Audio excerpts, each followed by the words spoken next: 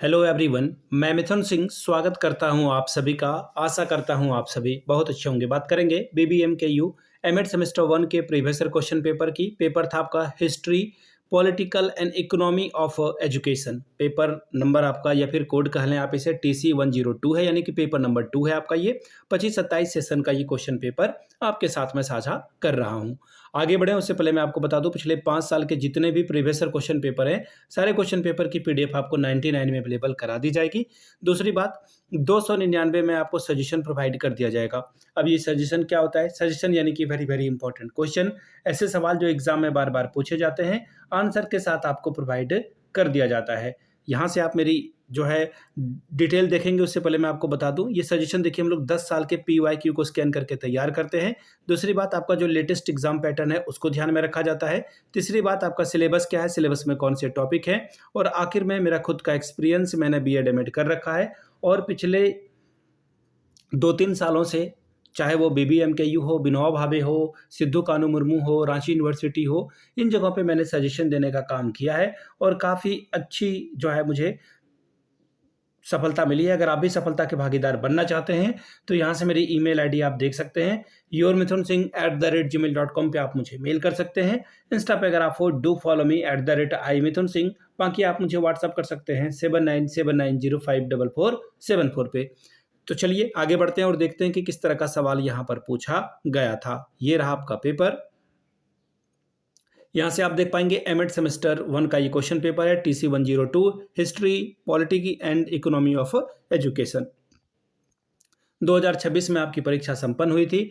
3 घंटे का वक्त मिला था। 80 नंबर का ये पेपर है। 80 में अगर आप 36 लाते हो तो इस पेपर को आप क्वालिफाई कर जाओगे। ग्रुप ए की बात करते हैं। ग्रुप ए में देखिए आपसे जो है टोटल 10 सवाल पूछे गए हैं। 2-2 नंबर का ये सवाल होगा। 2-2 नंबर आप हर एक सवाल के लिए आपको मिलेगा। सही जवाब के लिए आपको 2-2 नंबर मिलेगा।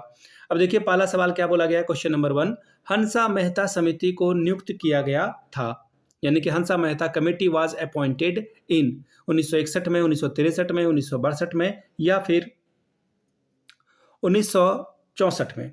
तो देखिए इसको ध्यान से देखिएगा तो सबसे पहले हंसा मेहता कमेटी के बारे में जान लीजिए। हो सकता है कि अगले एग्जाम में इसके बारे में से सवाल पूछ दिया जाए। तो देखिए हंसा मेहता कमेटी जो है, ये गठित करने का मेन पर्पस क्या था कि आप लड़के और लड़कियों के लिए डिफरेंट सेपरेट जो है आप करिकुलम तैयार करिए। सेपरेट करिकुलम कहने का मतलब है कि लड़के के लिए अलग से करिकुलम होगा, लड़कियों के लिए अलग से करिकुलम होगा। और ये 1961 में इस पे जो है काम किया गया था। ऑप्शन नंबर आपका 1 सही होगा। तो ये हंसा Mehta committee.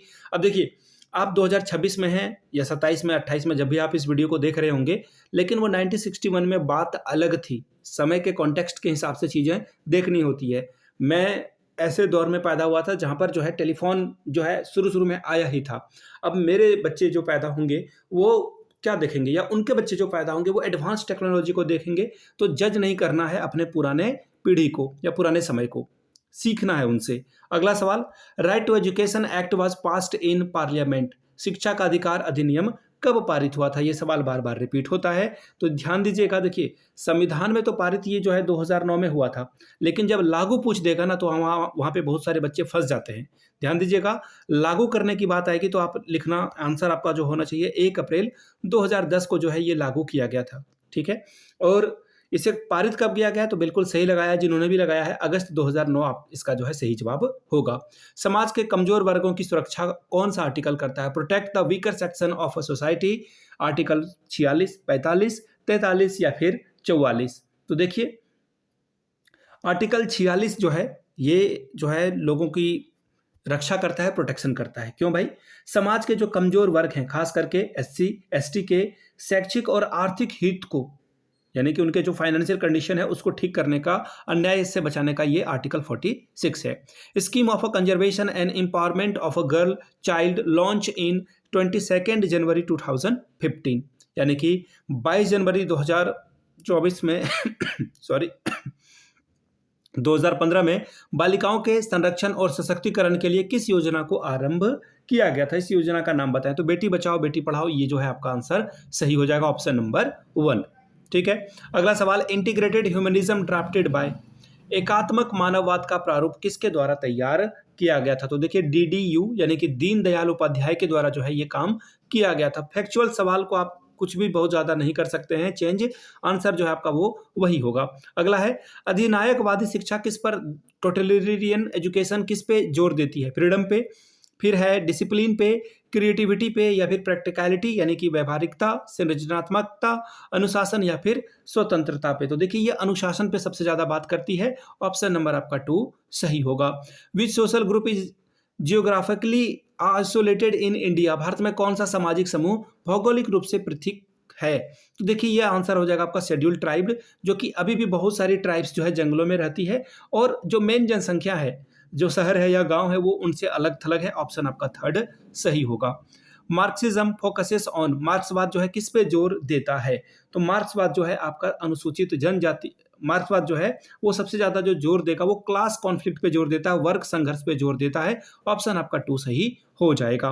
Globalisation mainly promote, वैश्वीकरण किसको बढ़ावा देता है, तो इंटीग्रेशन को, एकीकरण को। अब जैसे भारत है, अब भारत के पास कॉटन है, कॉटन का कपड़ा बनेगा, अब भारत के पास मशीन नहीं है, कॉटन से जो है मशीन बनाने के लिए आप क्या कर रहे हो, यूएसए से या फिर जर्मनी से आप जो है क्या कर रहे हो, मशीन को ला रहे हो। तो कहने का मतलब है कि जो शर्ट आपका तैयार हुआ है वो अलग अलग प्रोसेस से हुआ है। जैसे कि भारत जो है फार्मास्यूटिकल जो सप्लाई है, यानी कि दवाइयाँ जो है पूरे वर्ल्ड में सबसे ज़्यादा बनाती है, लेकिन उसके लिए जो है जो इंग्रेडिएंट चाहिए होता है वो हम लोग चाइना से लेते हैं, और फिर उस इंग्रेडिएंट को आप यूज़ करके जो है भारत में हम लोग दवाइयाँ बनाते हैं, और फिर अमेरिका में, यूरोपियन यूनियन में, वहाँ पे आप जो है हमारी दवाइयाँ आपको वहाँ पे देखने को मिलेगी। यानी हम लोग जो है इंटीग्रेशन को बढ़ावा देते हैं। ऑप्शन 4 आपका सही जवाब होगा।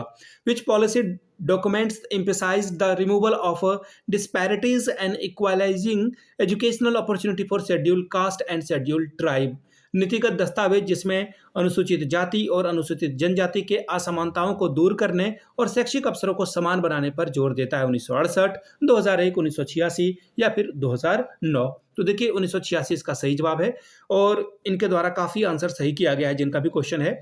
अब बात करेंगे ग्रुप बी की। ग्रुप बी में देखिए आपसे सवाल किए गए हैं 4 शॉर्ट टाइप के सवाल हैं, 4 पंचे 20 नंबर, 5 4 R 20 स्कोर आप कर सकते हैं। पहला सवाल, right the short note on integral humanism, एकात्मक मानववाद पर संक्षिप्त में टिप्पणी लिखिए। सवाल नंबर तीसरा, describe problem faced by the educational institution in India, Bharat में शैक्षणिक संस्थाओं को जिन समस्याओं का सामना करना पड़ता है उसके बारे में बताइए। अगला सवाल, write a short note on school administration in totalitarian state, अधिनायकवादी राज्य में विद्यालय प्रबंधन पर एक संक्षिप्त में टिप्पणी लिखिए। अगला सवाल देखते हैं हम लोग क्या है, which social group are considered educationally backward in India, Bharat में किन सामाजिक समूहों को शैक्षिक रूप से पिछड़ा माना जाता है, ये सवाल आपसे पूछा गया है। अगला सवाल, what is functionalism according to Emile Durkheim, यानी कि इमाइल दुर्खिम के अनुसार प्रकार्यवाद क्या है। अगला सवाल, why do we need educate girl explain, बालिकाओं को शिक्षित करने की क्या आवश्यकता है, इसके बारे में व्याख्या करके बताइए। नेक्स्ट सवाल देखिए क्या बोला गया है। ग्रुप सी में लॉन्ग टाइप के सवाल हैं, और 4 सवालों के लिए आपको 10 चौके 40 नंबर मिलेगा। सवाल क्या है देखिए, explain merit and demerit of Indian education system in present context, वर्तमान के संदर्भ में भारतीय शिक्षा व्यवस्था के गुण और दोषों की व्याख्या कीजिए। सवाल number 9, discuss teacher motivation and professionalism of teaching in India. अगला सवाल, उससे पहले हिंदी पढ़ देता हूं इसका, भारत में शिक्षकों की प्रेरणा और शिक्षण के व्यवसायीकरण की चर्चा करें। सवाल number 10, describe the role of education in promoting international understanding and world peace, अंतर्राष्ट्रीय समझ और विश्व शांति को बढ़ावा देने में शिक्षा की भूमिका का वर्णन करें। सवाल number 11, define democracy, explain curriculum, teaching method, school administration in democratic education, प्रजातंत्र को परिभाषित कीजिए, प्रजातंत्र शिक्षा में पाठ्यक्रम, शिक्षण विधि और विद्यालय प्रबंधन की व्याख्या करें। सवाल number 12, discuss the impact of globalisation on development and education in detail. ठीक है, यहाँ पे सवाल क्या बोला गया है, वैश्वीकरण का विकास और शिक्षा पर प्रभाव का विस्तार पूर्वक वर्णन करें। सवाल number 13, describe the concept of equality of educational opportunities, suggest measure to reduce educational inequalities, शैक्षिक अवसरों की समानता की अवधारणा की चर्चा करें और शैक्षिक असमानताओं को कम करने के उपाय को सुझाइए। तो ये था आपका क्वेश्चन पेपर पेपर नंबर 2, अगर आपको पिछले 5 साल का PYQ चाहिए तो ये आपको 99 में अवेलेबल करा दिया जाएगा। दूसरी बात, सजेशन आपको 299 में प्रोवाइड कर दिया जाएगा। यहाँ से मेरी ईमेल आईडी आप देख लें, yourmithunsingh@gmail.com पे आप मुझे मेल कर सकते हैं। इंस्टा पे अगर आप हो, डू फॉलो मी @imithunsingh। बाकी आप मुझे व्हाट्सअप कर सकते हैं 7979054474 पे।